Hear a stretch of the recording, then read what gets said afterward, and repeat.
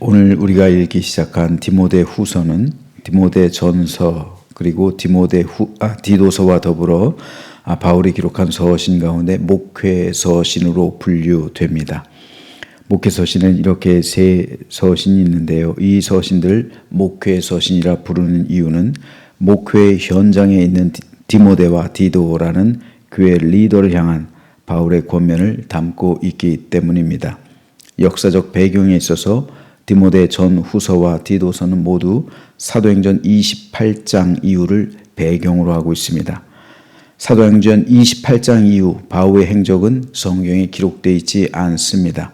디모데 전서를 강의하면서 설명드렸지만 다시 한번 사도행전 28장 이후 바울의 행적에 대해 잠시 말씀드리겠습니다.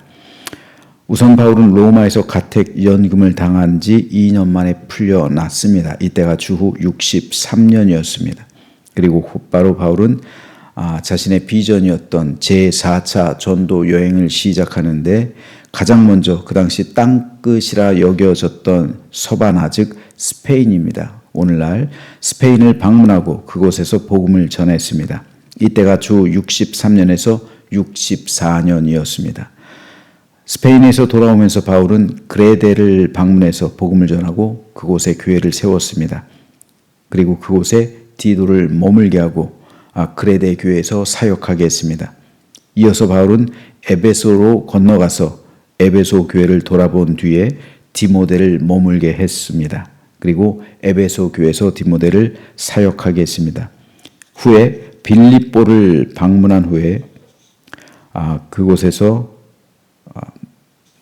그리고 먼저 에베소를 방문하기 전에 골로새서를 썼었죠. 그곳을 방문한 거예요. 이때 방문하는 겁니다. 바울은 옥중서신이잖아요. 로마에 투옥됐을 때 골로새서를 썼잖아요. 그리고 스페인을 거쳐서 저 밑에 섬인 크레테를 거쳐서 그레데를 거쳐서 이제 소아시아로 올라와서 골로새를 방문하는 거예요. 이때 그 감격이 어땠을까요? 골로새를 방문하고 이제 에베소로 올라온 거죠. 그리고 또 이제 유럽으로 건너가서 빌립보를 방문합니다. 그러니까 어떻게 보면은 바울의 마지막 그 4차 전도 여행이긴 하지만 자신이 개척했던 그리고 자신과 관계가 있었던 교회들을 다 죽기 전에 돌보는 그런 여정이었던 것 같습니다. 물론 바울은 이때 죽음을 생각하진 않았겠지만 이렇게 4차 전도여행은 자신의 그 개척했던 교회들을 방문했던 그런 여정입니다. 주로.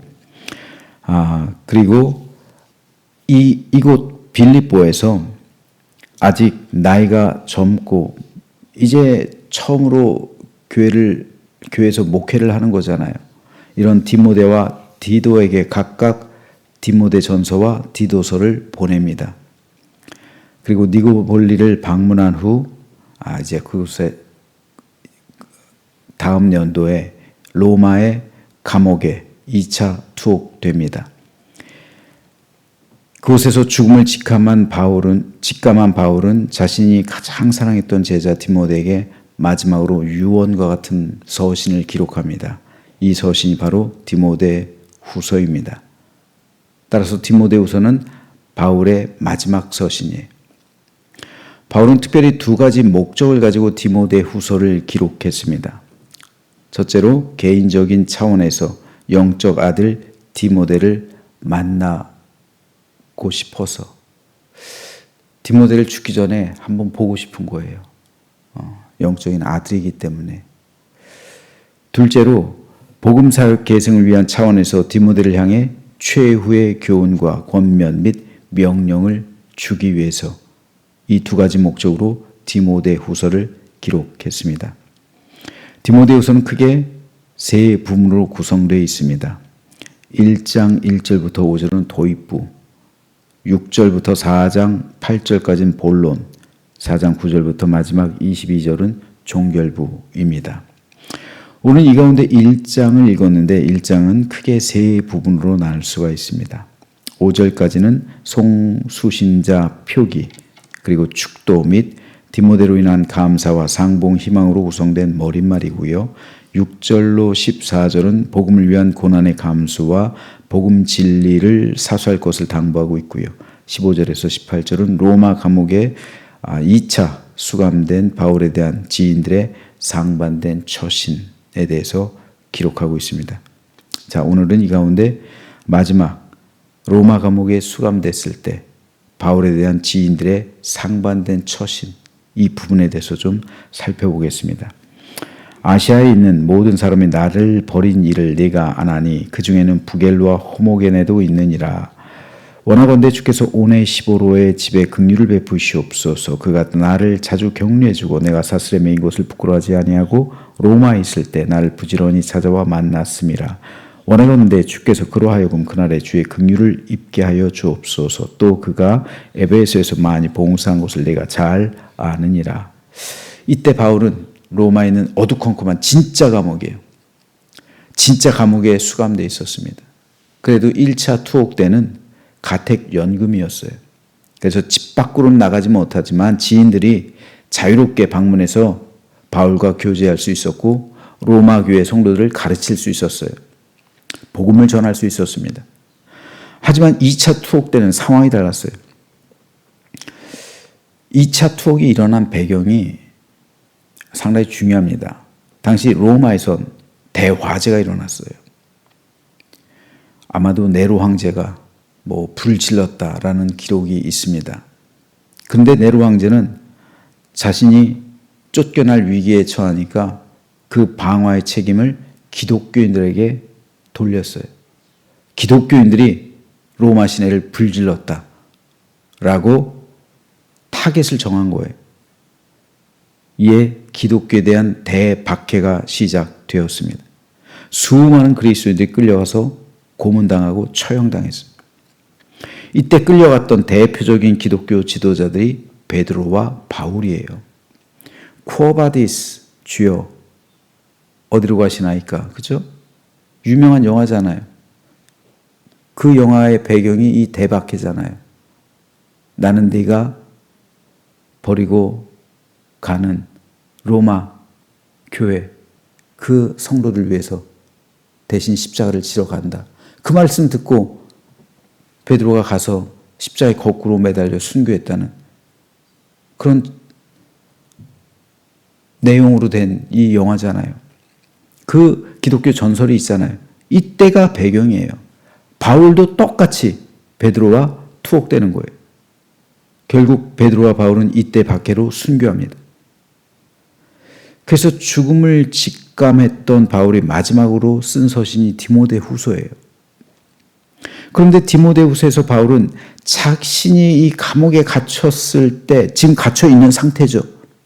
한때 친밀하게 지냈던 지인들이 두 가지 형태로 자기를 대하고 있음을 언급하고 있어요. 첫 번째로 바울이 감옥에 지금 갇혀 있는데 나를 버린 사람들이 있다는 거예요. 이에 대해 바울은 15절에서 아시아에 있는 모든 사람이 나를 버린 이 일을 내가 알고 있다. 지금 디모데가 에베소 교회에서 목회하고 있으니까 이 사실 네가 알고 있지 않느냐. 즉 감옥에 있는 이 바울을 아시아에 있는 대부분의 거의 모든 사람이 모른 채 했다는 거예요. 왜냐하면 바울이 왜 갇혔어요? 교회의 리더잖아요. 기독교의 리더이기 때문에 사도이기 때문에 방화 사건의 주동자라고 책임을 몰고 간 거예요. 교회 리더를 다 잡아들인 거예요. 방화 사건의 주범이라고요. 따라서 바울을 찾아가거나 바울과 친하게 지냈다라고 인정한다면 이 사람 역시 방화의 책임을 물을 수 있는 거예요. 아니 기독교인들이 방화했습니까? 무슨 기독교인들이 방화를 해요? 그냥 찍어서 누르는 거잖아요. 그냥 타겟을 정한 거잖아요.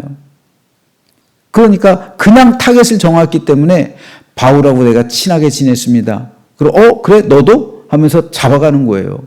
누군가 책임을 씌워야 되니까. 죄를 만들어낸 거잖아요. 없는 죄를 만들어낸 거잖아요. 그러니까 여기 휘말리기가 싫은 거예요. 바울과 친하게 지냈다 인정하고 싶지가 않은 거예요. 그러면 자신들이 끌려갈 수 있기 때문에, 자신도 감옥에 갇히고 죽을 수 있기 때문에. 로마 시내만 한정된 게 아니에요. 이게 점점 외부 세계, 아시아 지역까지, 소아시아 지역이죠. 여기까지 온 거예요. 대표적인 사람이 부겔로와 호모게네를 바울이 언급하고 있어요. 바울이 여기서 말하는 아시아는 소아시아 지역이에요. 지금의 터키 지역이요. 거기까지 이 기독교인들을 색출하기 위해서 로마 군대가 파견됐기 때문에 그래요. 이 소아시아 지역의 수도는 에베소예요. 따라서 에베소 교회에 지금 누가 있어요? 디모데가 있잖아요. 디모데는 부겔로와 호모게네 너무 잘 알고 있었어요. 그들은 여전히 에베소 교회를 출석하고 있었어요. 그 교회 리더들이었습니다. 하지만 대박해가 일어난 후 그들은 자신들의 안위를 위해서 바울과 모든 관계를 끊어버렸어요.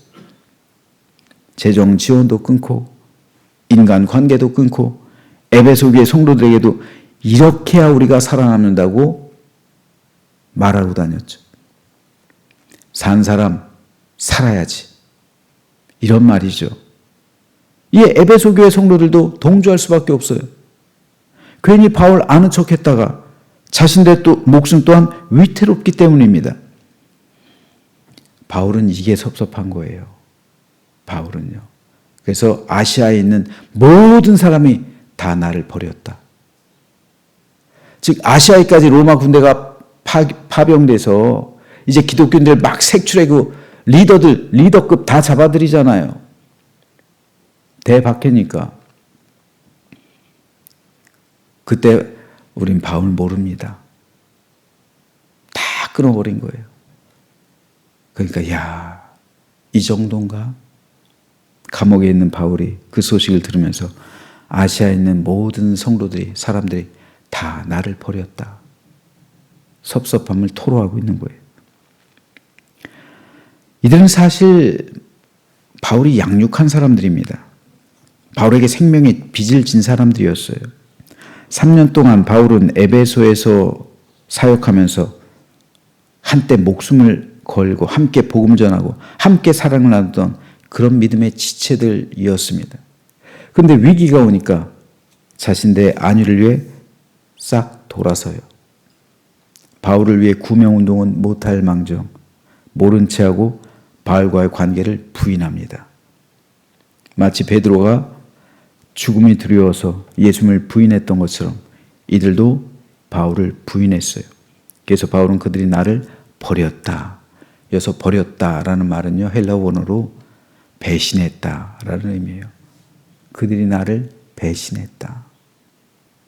베드로가 예수님을 배신했던 것처럼, 베드로가 예수님을 부인하고 배신했던 것처럼 그들도 나를 부인하고 배신했다라는 의미입니다. 인간적인 배신이에요. 인간적인 배신. 그들이 신앙을 배신했다는 게 아니에요.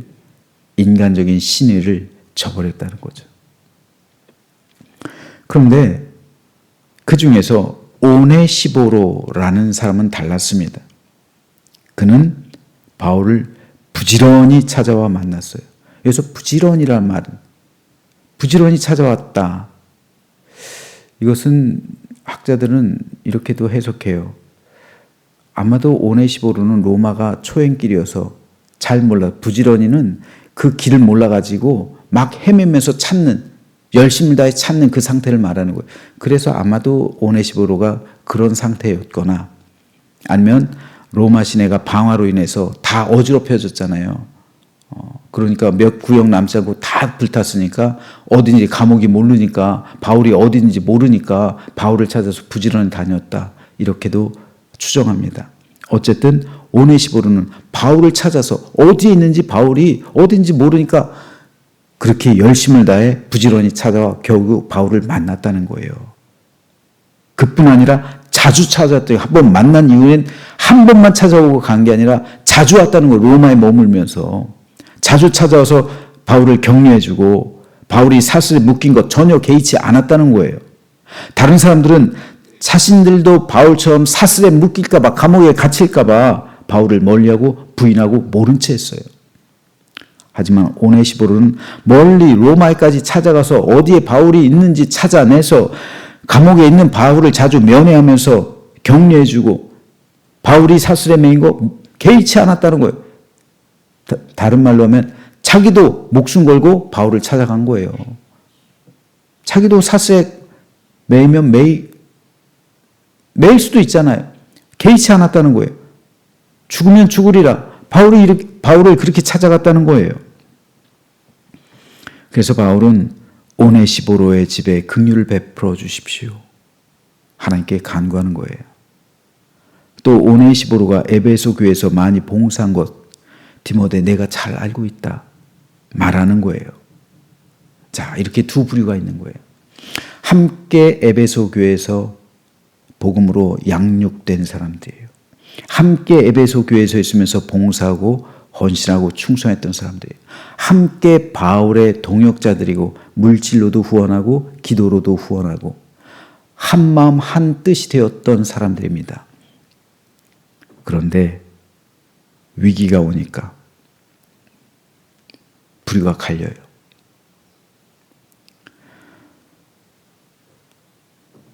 누가 신실한 사람일까요? 평화의 때, 좋은 때는 믿을 수 있는 사람과 믿을 수 없는 사람을 분별할 수 없어요. 잘 몰라요. 하지만 고난과 박해와 위기 때가 되면 신뢰할 수 있는 사람과 신뢰할 수 없는 사람이 드러나요. 그게 고난이에요. 박해를 통해서 그 사람의 본질이 드러나는 겁니다. 우리 민족도 한국교회도요. 신사참배라는 끔찍한 죄악 앞에서 하나님을 배신했던 사람, 끝까지 자기 믿음 지키고 순교한 사람, 이렇게 나뉘잖아요. 근데 여러분, 한국교회 신사참배 참여율이 얼마라고 말씀드렸어요? 97%. 97%가 신사참배에 참여했다고요. 바울이 뭐라고 말해요? 그들이 다, 아시아에 있는 사람들이 다 나를 버렸다. 이게 다예요, 다. 그 중에 끝까지 자기 믿음을 지키고 순교했던 사람, 그리고 고난당했던 사람, 감옥에 갔던 사람 3%. 진짜 감옥에 갔던 사람이 1%도 안 되고요.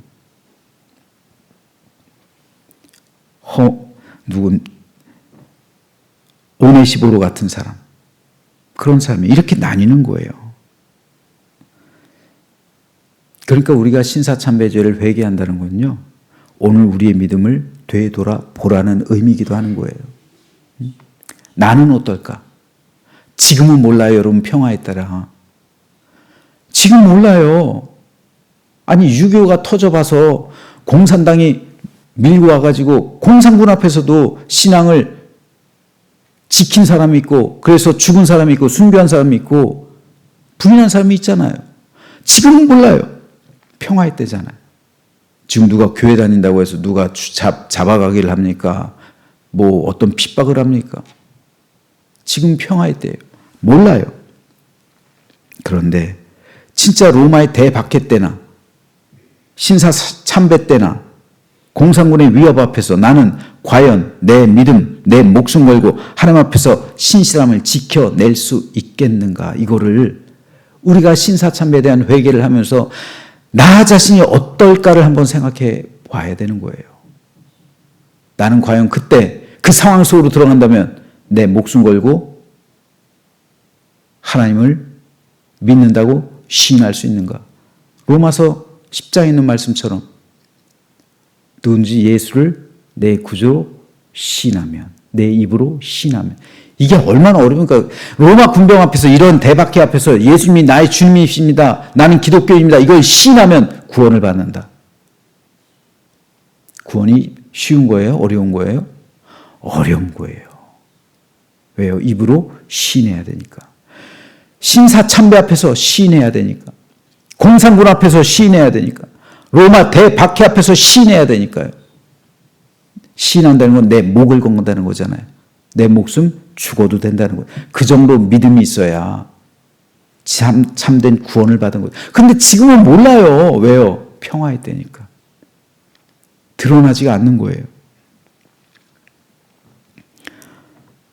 그러면 저는 저와 여러분 모두가 기도할 때 이 사실을 생각하면서요, 전심으로 기도해야 돼요. 신사참배죄를 회개한다는 거 곧 어쩌면 나의 죄를 회개하는 건지도 몰라요. 물론 우리 선조들이 죄악을 저질렀죠. 나는 그 시대에 태어나지 않았을 뿐이지. 내가 그 시대에 태어났더라면 나는 어땠을까요? 어쩌면 우리도 97%였을지도 몰라요. 내가 그 3% 안에 들었을까요? 한국교회 과연 3% 안에 들 사람들이 얼마나 될까? 그럼 한국교회 전체적으로 봐도 97%는 아니라는 거잖아요. 그러니까 우린 신사참배죄를 매일 회개하면서 나도 그러한 사람이 될 수 있다는 생각을 가지고 경각심을 가지고 내 영혼을 준비해야 되는 거예요. 그 정도 각오를 가지고 살겠다. 이 세상을 살아내야 되는 거예요. 그러니까 한국교회가 힘이 없는 거예요. 교인들이 힘이 없는 겁니다. 능력이 없는 거예요. 왜요? 그러한 삶을 살아내지 못하니까. 순교자의 삶을 살 수 없으니까. 그러니까 우리에게 그때 위기가 온다면 97%다 부인할 겁니다. 아마도. 여러분 일제강점기 때 한국교회 믿음이 오늘날 우리 믿음 못지 않았어요. 평양 대부흥 운동을 경험했던 그런 사람들이기 때문에 하나님께서 평양 대부흥 운동 주신 이유가 뭡니까? 순교자를 각오하라는 거잖아요. 근데도 우리 민족은 실패했잖아요. 실패했다라고 하면 좀 그러니까 성공했죠. 3%에 성공한 거예요. 성공했다고 그 관점에서 보면 그 3%가 한국교회를 이끄는 겁니다. 그 3%가 있었기 때문에 오늘 우리가 존속하는 거예요. 그러나 그럼에도 불구하고 대다수가 신사참배에 동참했기 때문에 하나님께서 한국 이 나라 민족을 반으로 분단시키시고 6.25를 일으키신 거잖아요. 회개할 기회를 주셨는데 아직까지 회개하지 않으니까 지금이라도 우리가 회개해야 되는 겁니다. 그리고 이 회개하면서 우리는 우리 믿음을 되돌아봐야 되는 거예요. 과연 나는 진짜 그 시대 속으로 들어간다면 나는 과연 그 3% 안에 들 것인가? 바울이 말하고 있는 아시아에 있는 모든 사람이 다 나를 버렸다. 우리가 이 다에 해당되는 것은 아닐까? 우리는 과연 오네시보로 같이 신실한 믿음의 백성이 될 수 있을 것인가? 과연 하나님은 나를 신뢰할 수 있는 사람인가? 과연 나는 교회와 성도를 끝까지 지켜낼 수 있는 사람인가? 내 믿음을 끝까지 지키며 순교자의 자세로 살아갈 수 있을 것인가? 이거를 오늘도 우리는 고민하고 확인하면서 기도해야 합니다.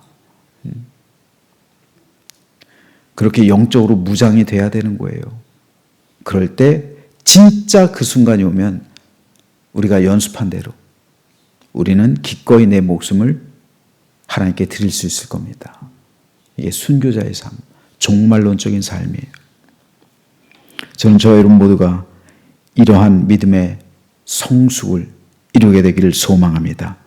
그래서 오늘 하루 순교자의 자세로 하나님 앞에 매일매일을 살아가며 하나님 앞에서 신실한 믿음이 되어 하나님께서 믿을 수 있는 사람, 교회에서 신뢰할 수 있는 사람, 그리고 많은 사람들에게 덕과 유익을 끼치는 사람, 결국 나 자신을 십자에 드릴 수 있는 순교자의 믿음이 되는 우리 모두가 되시기를 주님의 이름으로 축원합니다.